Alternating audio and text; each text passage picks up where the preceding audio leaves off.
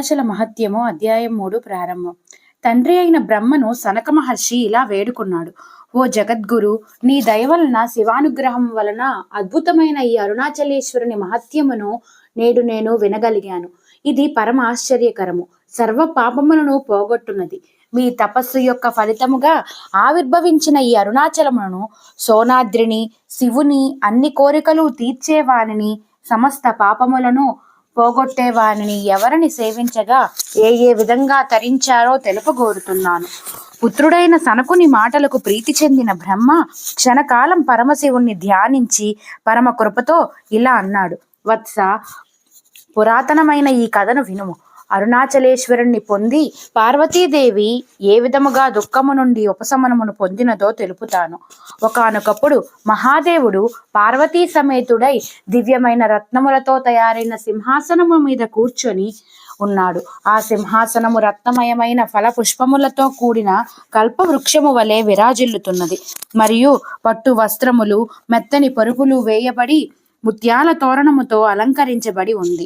దివ్యమైన పుష్పముల వాసనలతో సుగంధమైన వేలాడుతున్న తోరణములు వాలిన తుమ్మెదల రొదలతో చెవులకు ఇంపైన దివ్యనాద్య నాదములకు అనుగుణముగా నృత్యము చేయుచున్న కుమార వాహనముపై నెమలితోనూ, పార్వతీదేవి వాహనమైన సింహ గర్జనకు భీతి చెందిన పెద్ద ఏనుగులతోనూ, అప్సరసల నాట్యముతోనూ, విద్యాధరుల గానముతోనూ ఈ సభామండపము దివ్య తేజస్సుతో నిండి ఉన్నది. దిక్కులను పాలించే దేవతల చేత సేవింపబడుతూ వేద మంత్రముల ఉచ్చారణతోనూ ఉన్నది. దేవతలు, సిద్ధులు, రాజర్షులు, బ్రహ్మర్షుల చేత స్తోత్రము చేయబడుచు వివిధ రూపములలో శివభక్తులు భస్మము, రుద్రాక్షలు ధరించిన గణములు, వీణ, వేణువు, మృదంగము మొదలగు వాద్యములు చెవులకి నాద్యములతో ఘంటానాద విస్తృత వేద మంత్ర ధ్వనులు మోగుచున్న ఈ దివ్య సభ మండపంలో మనోహర దివ్య సింహాసనములో పార్వతీదేవితో కలిసి కూర్చున్న పరమశివుడు దయాపూర్ణుడై వెలిగిపోతున్నాడు. సంగీతము, కథలను చెప్పుకోవటం, శివగణముల విచిత్ర నృత్యములు, జోద క్రీడలతో పరమశివుడు పార్వతిని ఆనందింపచేస్తున్నాడు. కొంతసేపు ఆ విధముగా గడిపి భక్తులను వరములతో సంతోషపెట్టి సభను వీడి సర్వ ఋతువులలోనూ పుష్పించే వృక్షములు గల తోటలలోనూ, రత్న ప్రసాదములలోనూ, మనోహర రత్నములలోనూ కూర్చిన దిగుడు బావుల వద్ద, కేలీ పర్వత శిఖరము పైన, బంగారు అరటి చెట్ల వనములలో విహరిస్తూ గంగా తరంగములపై తేలియాడే పద్మ సుగంధములను మోసుకుని వచ్చి మందంగా వీచుచున్న గాలితో సేదదీరుతూ పార్వతికి పరమేశ్వరుడు ప్రీతిని కలిగిస్తున్నాడు. భర్తను తన ఆజ్ఞలను పరిపాలించేవానిగా భావించి పార్వతి శివుని వెనుకకు చేరి, ఏవి నీ కన్నులు అని అడుగుతూ పరిహాసము కొరకు త్రినేత్రుని 3 కన్నులను తన పద్మముల వంటి చేతులతో అలవోకగా మూసింది. ఇవి సూర్య, చంద్ర, అగ్ని రూపములని తెలుపుతూ శివుడు తన నేత్రములను వదలమని చెప్పాడు. ఆమె తన చేతులను తీసివేసిన క్షణము లోపలే లోకములు అంధకార బంధురమై అల్లాడిపోయిను. పరమశివుని నేత్రములను మూసినది అరనిమిషమైనా అది లోకములకు కోట్ల సంవత్సరములుగా పరిణమించింది. లీల కొరకు దేవి చేసిన ఈ ఆట వలన కలిగిన అంధకారం వలన జగత్తు నాశనమునకు కారణమైంది. ఎటువంటి వెలుగు లేకపోవుటచే వినాశము సంభవించింది. దేవతలు క్రియాశూన్యులైరి, వేదములు ప్రకాశించలేదు, జనులు పుట్టుక పెరగక స్తంభించిపోయారు. తపస్సంపన్నులైన మహాత్ములు ఈ హఠాత్ పరిణామ కాలక్షేమను చూసి తర్కించుకున్నారు. సర్వలోకాలకు నాశన కారణమైన ఈ అకాల అంధకారము ఎలా ప్రాప్తించినది అని ఆలోచించి దేవి పరమేశ్వరుని కన్నులు వినోద సమయములో మూయుట వలన ఇంతటి అనర్థము సంభవించినదని దివ్య దృష్టితో తెలుసుకున్నారు. అనుకోని విధంగా ఈ చీకటి వ్యాపించినప్పుడు తపస్సు చేత లభించిన రాజ్యములు కలిగిన దేవతలు ఏది గతి? యజ్ఞ యాగములు జరుపుటకు లేదు, దేవతలు పూజించబడుట లేదు. అందుకే అందరము కలిసి నమస్కరించి శంభుణ్ణి స్తుతించుదాము అని వారు నిశ్చయించుకున్నారు. ఓ పరమాత్మ, పరమశివ, లోకములకు కారణమైన వాడా, ఏకరూపుడవైన నీవు నీ శక్తి అయిన మాయను ఆశ్రయించి అనేక రూపుడవైనావు. మొదట్లో నీ ఒక్కడవే ఉన్నావు. నీ శివశక్తి రూపమే నీ అర్ధాంగి. ఒక్కడవే అయినా నీవు పరాత్పరుడవు. నీకు అన్యంగా ఏదీ లేదు. నీ లీలచే ఈ జగత్తుకు అకాల ప్రళయము సంభవించినది. ఓ అవ్యాజ కరుణా స్వరూప, నీ కరుణచే లోకములు వర్ధిల్లునుగాక.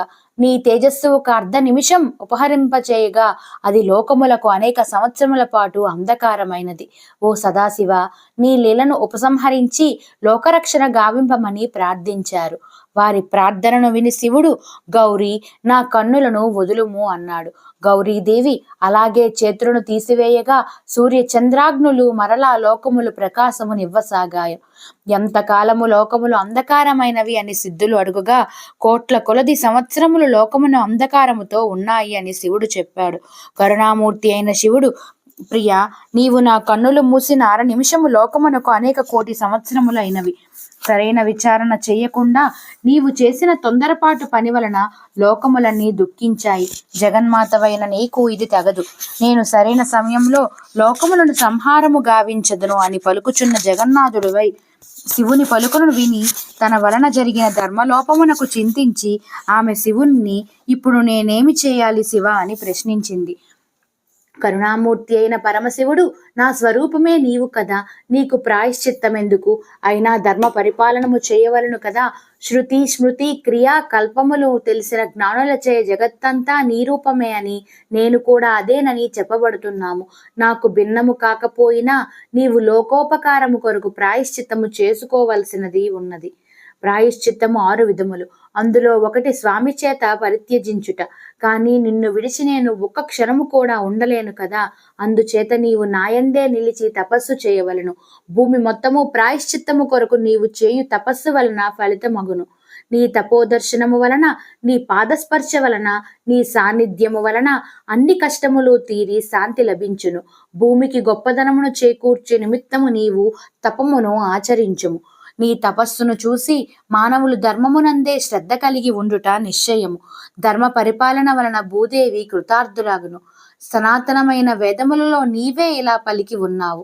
భూమండలంలో కాంచీపురమునన మహాక్షేత్రము కలదు. అది సర్వ సంపదలకు నిలయము, భూతల స్వర్గము. అక్కడ చేయబడిన ఏ కొంత సత్కారమైన మహాఫలం బగును. దేవతలు, ఋషులు ఎల్లప్పుడూ అక్కడ నివసించాలని కోరుకుంటారు. అక్కడ సమస్త పాపములను నివారించే కంపా నది ప్రవహిస్తున్నది. ఆ ప్రదేశంలో నివసించే వారి పాపములన్నీ ప్రక్షాళమగును. పచ్చని ఆకులతో ఎల్లప్పుడూ చల్లని నీడనిస్తూ పుష్పములతో, ఫలములతో, ఆకులతో నిండి ఉన్న ఒక మామిడి వృక్షము ఆ కంపా నదీ తీరములో విరాజిల్లుతున్నది. ఆ చూత వృక్షము కింద చేయ తపస్సు, జపము, దానములు అంతులేని ఫలితమును ఇచ్చును. ఇక్కడ విష్ణువు మొదలగు సర్వదేవతలు డాకిని, యోగిని గణములు అనే రూపములలో నివసిస్తున్నారు. నేను కూడా నిష్కులుడనై నీ మనస్సు అనే పద్మములో నివసించి ఉంటాను. అందుచేత ఓ ప్రియా దేవి, నీవు విరహబాధను పొందనవసరం లేదు. దేవదేవుడు ఈ విధముగా మనసును శాంతింపచేసే మాటలను పలుకగా పార్వతీదేవి కంపానదీ తీరమునకు చేరుకున్నది. అనేక ముని సిద్ధుల సమూహములతో సేవించబడుతున్న నిర్మల కంపా తీరమును చేరి అక్కడ ఉన్న కన్నులకింపైన కోమలమైన మామిడి చెట్టును చూసి ఆ తీరములో కోకిలలు ఆలపిస్తున్న మధుర స్వరములను విని ప్రశాంత చిత్తముతో దేవదేవుణ్ణి స్మరించుకున్నది. అక్కడే ఉన్న విజయతో పార్వతి ఇలా అన్నది, ఓ సఖి, శివునకు దూరమై ఆయన కోసం విరహంతో ఉన్న నేను ఈ చూతవృక్షము కింద పరమేశ్వరుడునైన భర్తను పూజించడానికి వచ్చాను. కొత్త చిగుళ్లతో కూడి అతి సుందరమైన ఈ వృక్షము నా విరహమునకు ఎక్కువ చేయుచున్నది. మన్మధుని చేత దహింపబడిన నాకు శివుని విరహము దుర్భరంగా ఉన్నది. అయినా నాకు శివస్మరణే గతి.